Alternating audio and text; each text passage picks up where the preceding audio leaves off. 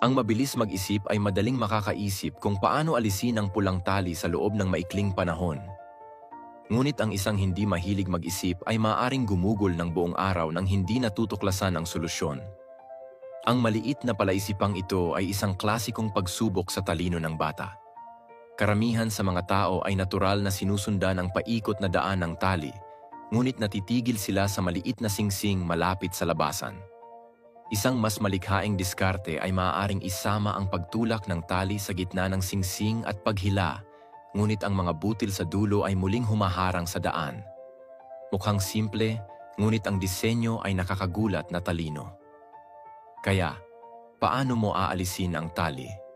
Ang palaisipan na ito ay sumusubok sa iyong kakayahang mag-isip ng lampas sa ordinaryo at mabilis mag-adjust.